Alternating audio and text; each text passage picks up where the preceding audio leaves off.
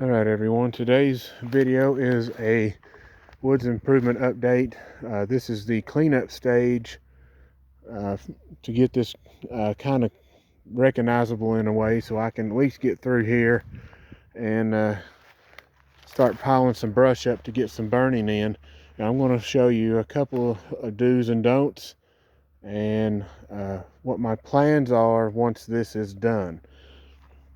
There are multiple stages to this, but this is kind of my extra precautions that I take when I'm doing cleanup. One of the issues is okay, let's say that you're in the stage that I'm at. You've got everything knocked down that you want. The next step is that pile right there. So when you got to drag these logs out after you've de-limbed them, and I've cut the tops off down here to a certain extent, and that'll help with the neighbor when they're cutting it up for burning purposes. But when you start dragging these logs out of here, you need to be extremely careful when it comes to bringing them out. You do not want these to slap or rub on any trees you have marked. Dad came in here and he needed 4 logs for the fishing trip that they have planned later on. So he cut those logs up into firewood, but he is used to cutting trees down and, like loggers do, drag them out and get it done and don't worry about what you're doing. So by doing that, he has damaged one of my marked trees here. It's definitely deep enough past the cambium level. This tree is young, so it's not severe damage, even though I do not like seeing that. The tree should be okay. If it gets any worse, that tree may actually have to go. Same thing right here. He bumped this bigger white oak right here. I almost cringed when I saw it, but it did not get past the cambium level, so this is okay here. But I had to put a barrier every time. I may have to reset it every time, but I'm using this right now as a swing point to keep logs from smacking this tree. That's just part of the extra steps that I take to keep my goals intact, because that would be a waste of time, in my opinion. You come in here and mark all these trees and you scar the daylights out of them when you're doing your cleanup. So don't let that become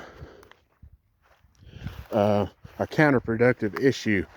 And I'll go ahead and tell you, it will take longer than a normal cleanup process is, because you have to be very careful about how you bring these logs out. Now, I will say this.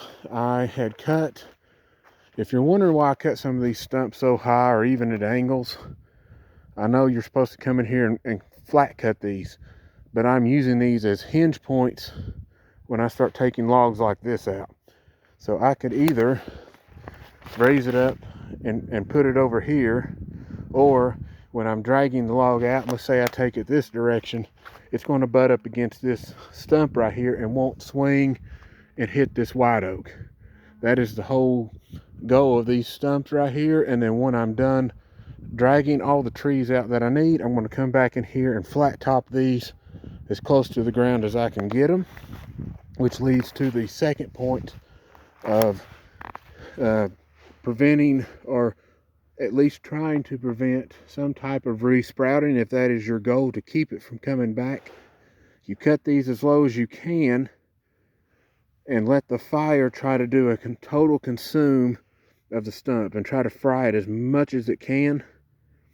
The other option is you just have to stack some brush on here and literally just burn it down as far as you can get it. So the higher you keep these, so if I left these stumps high like this, there is an extremely high possibility the fire will not get hot enough to destroy that stump, and it will resprout anywhere along there or out of the ground and just take off and become a problem once again.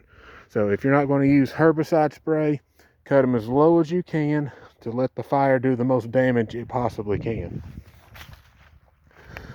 All right, now what's going to happen when it comes to the next stages is I'm going to pile this brush up into places that I need it the most. Now, I have kind of scoured a few locations here for some chestnut trees, and based on the treetops that are remaining, I may end up having to cut, if I can get away with it, maybe 3 more trees, 4 max. But this stump right here used to be a 3-foot wide oak tree, and it was just like those big white oaks right there, had a beautiful straight log. So this has been rotting in the ground now for, I'd say, 30-35 years, and it's left, you know, sinkholes where the roots used to be. There's a lot of soft dirt in here, but you still got this coarse stump in the way. And me, since I have issues with rocky ground, which most of you may know about that. If you're a new member, you may not. There are rocks everywhere under this ground, so hand digging a tree is going to be an extremely hard chore. So I'm going to take advantage of what Mother Nature gives me here. So what I'll do is pile some of this brush over here, try to see if I can get this hot enough to burn this on down, and see if I can create a crater in the ground. And then when I do that, I'm going to have a whole bunch of nutrients in this crater and rotting roots from the tree to help feed the new tree I'm going to put here. And that will give this chestnut tree probably one of the best starts you can give it, and should rapidly root out in the ground in here because it's so loose. Once you get out, you know, 3 or 4 feet past the hole, it starts hardening up pretty quick again, where the rocks were compacted where the tree pushed them up a long time ago. Now another issue is when I move on past that step is I'm going to treat this area like a food plot. So I am putting a lot of effort into soil restoration work in the food plot. I'm going to do that same effort here. Now, the reason I'm going to do that is I want my oak trees and chestnut trees to be the best I possibly can. Remember, this is a competition. So when I come in here and put all these minerals in the soil, I'm going to try to restore what has been taken away. And that is another thing, that when you pile these logs up right here and haul them off, you have taken away from the ground. You may not realize that, but there's nutrients packed all in these trees. The older the tree is, the more that's in there. The younger the tree, the less. So these trees have been here for nearly 40 years and pulling up nutrients, minerals, whatever it can find out of the soil, and it's stuck in these logs now. So whatever I haul off, I got to replace. And that's why I will be doing a heavy dose of mineral in here, and that'll make this ground the richest it's probably ever been, at least in my lifetime. I can't claim beyond that, but it'll make this rich. And what'll happen here is these white oaks and red oaks and whatever chestnuts I plant in here can pull that up into the tree, not only make the tree stronger, but the nuts will taste better. And that is an additional attraction that I'm adding to my property versus what's across the fence over here. So all these white oaks that are skylined here have a chance now, not only because there's more sunlight, that'll help them produce better tasting nuts, but when I make this ground here a lot healthier, these nuts will also continue to taste even better. So I'll have sunlight helping me, and I'll have soil helping me, which will draw these deer in even more, which is why I'm actually really excited about this project. And as the years continue to creep by, this island area right here will get hotter and hotter and hotter because of more production being done. And as long as I keep applying soil restoration mentality here, this will definitely be one of the hottest spots to hunt.